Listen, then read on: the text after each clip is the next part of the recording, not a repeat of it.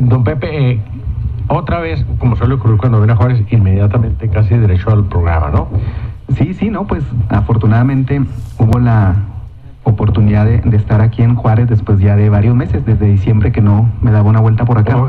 Bueno, pero es que se concentró mucho ya por el proceso electoral. Sí, ¿no? Y estas cosas, ¿no? Sí, estuve trabajando mucho en el seguimiento de las campañas electorales ahí desde la Ciudad de México. Y el libro que escribió supongo que le quitó mucho tiempo, que era ¿A quién escuchan los candidatos? ¿No? Todavía está el libro. Todavía el libro está vigente y está a la venta el libro que se llama ¿A quién escuchan los candidatos? Los cuartos de guerra en la lucha por el poder, que está editado por el sello Grijalbo de Random House Mondadori. Oiga, que por cierto, ahora, contra lo que pudiera pensarse, bueno, ya fue la elección, haya sido como haya sido, se acomodó la cosa. Yo creo que recobra particular importancia comprar el libro y ver, porque esto nos puede ayudar a entender por qué ocurrió así la campaña, cómo se dio el desenlace, las protestas postelectorales, todo explicado desde una lógica, ¿no? Tal cual. De hecho, el libro contribuye a explicar bastante de lo que está ocurriendo ahora y de lo que va a empezar a ocurrir a partir del 1 de diciembre, ¿no? Desde luego hay actores que ya no están en la escena. Obviamente hay un ganador legal de la elección presidencial y hay un equipo detrás de él, así como hay un equipo detrás de los candidatos que no ganaron, y obviamente unos tienen más rol protagónico en este momento que otros.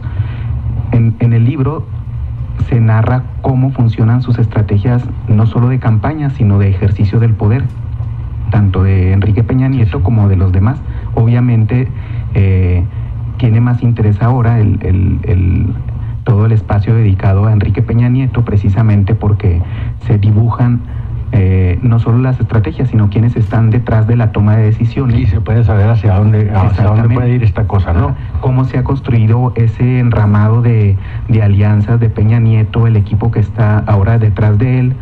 Hay algunas figuras muy conocidas, obviamente Luis Videgaray, que es la cabeza principal, el equipo detrás de Luis Videgaray y toda la relación que lograron hacer durante principalmente 6 años de gobierno en el Estado de México y a lo largo y ancho del país.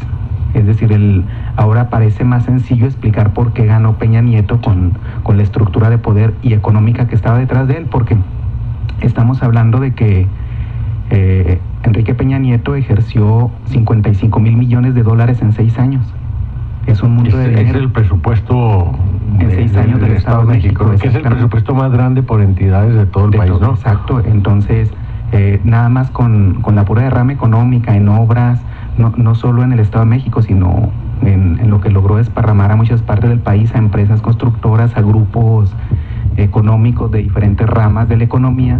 Obviamente hay un tejido de intereses más allá del fenómeno Televisa, más allá de eso, que es algo de que explico mucho en el libro, de que si bien es cierto que se debate o se discute mucho del impacto de Televisa y de los medios, no necesariamente es así. No necesariamente fue el determinante, ¿no? No, porque además Peña Nieto y su equipo tuvieron la habilidad de, después de que se da la debacle del PRI, cuando Madrazo fue candidato presidencial en 2006, él se asume precisamente por el ejercicio presupuestal de una manera práctica como el líder y mecenas de la mayor parte de los sectores priistas, que no tenían hacia dónde apuntar, pero tampoco de dónde agarrar dinero, de la manera que se quiere entender eso.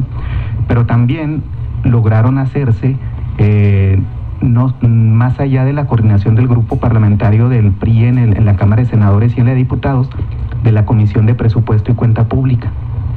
Si de por sí el grupo parlamentario del Estado de México tiene un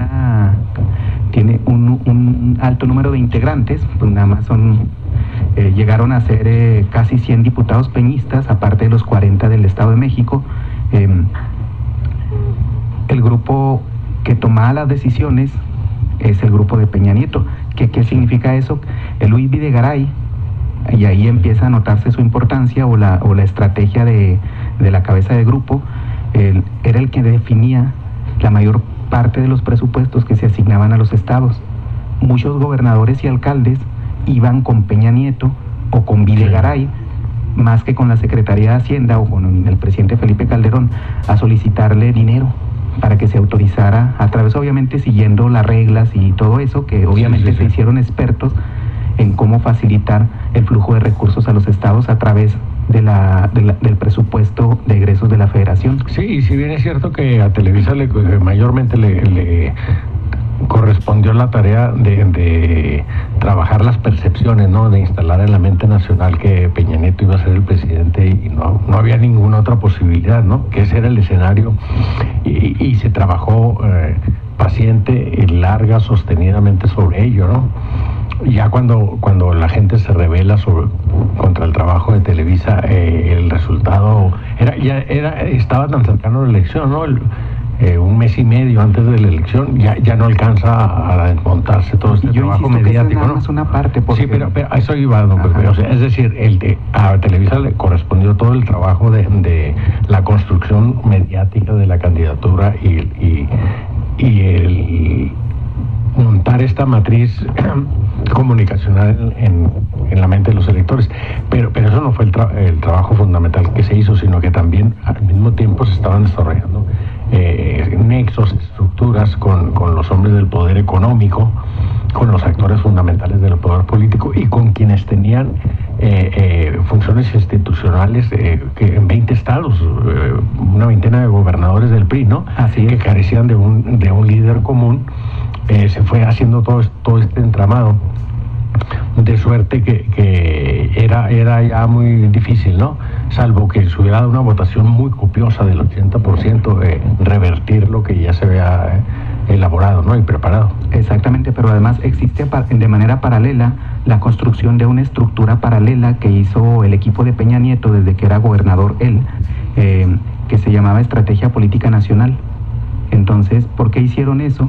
Porque no tenían asegurada la dirigencia nacional del PRI. En el tiempo que Beatriz Paredes fue presidenta, obviamente ellos forjaron esa estructura paralela a través de casi todos los comités municipales y distritales que tienen en el país, precisamente para hacerse del control del partido, tanto formal como informal. Esa estructura sigue operando y esa estructura es la que les ayudó a ganar muchas elecciones en los últimos 6 años. Sí, el partido no se les entregó amablemente. Exacto. Hubo resistencias, hubo pelea, ¿no? Además, yo insisto en que además de la cuestión mediática podrán tener toda la propaganda del mundo, pero si no se garantiza que esas personas que están convenciendo o sus grupos o los electores potenciales vayan el día de la elección a las urnas, no sirve de nada. Sí, toda la operación, ¿no? Exactamente. Entonces, en términos prácticos, fueron eficientes en utilizar esa maquinaria partidista para lograr la votación que tuvieron. Y además con la ventaja de que, bueno, era como el malo de la película Televisa, ¿no? Y entonces se desvía de alguna manera cualquier tipo de crítica, señalamiento o incluso los partidos de oposición se fueron con la finta en ese sentido, ¿no? Exactamente, y todas las señales que estuvieron mandando durante varios años no la advirtieron ni el PAN, ni el PRD, ni López Obrador, y mucho menos en la presidencia de la República, que no hicieron lo necesario para neutralizar esas fuerzas que se estaban acomodando a lo largo en todo el país y que no necesariamente representan, como dicen, el regreso de un viejo PRI. Es algo muy raro porque es una simbiosis en donde, si bien es cierto que muchos de los políticos que están del lado de Peña Nieto representan aquellas viejas estructuras, en los hechos, también por cuestiones de construcción de percepciones, lo que está haciendo Peña Nieto y Videgaray, a Quererino, es precisamente neutralizar esas, haciendo las propuestas que les ayudan a neutralizar. Por ejemplo, acusan al gobierno del Estado de México y a Peña Nieto de corrupción. Entonces lo primero que plantean es decir, bueno, vamos a generar una Comisión Nacional Anticorrupción para vacunarse de eso. Y luego está el asunto de la inversión en Televisa cuando era gobernador y de los medios para posicionarse en todo el país. Entonces dicen, bueno, hacemos una ley de publicidad para regular eso y para que vean que exactamente. Entonces una forma de neutralizar y de tomar la bandera o las banderas principalmente de López Obrador para neutralizar en parte el movimiento. Sí, que por lo demás esto ha sido y sigue siendo todavía un tablero de ajedrez en el que se están viendo apenas las jugadas, ¿no? Pero que podrá verse ya mucho más claramente con qué cartas, con qué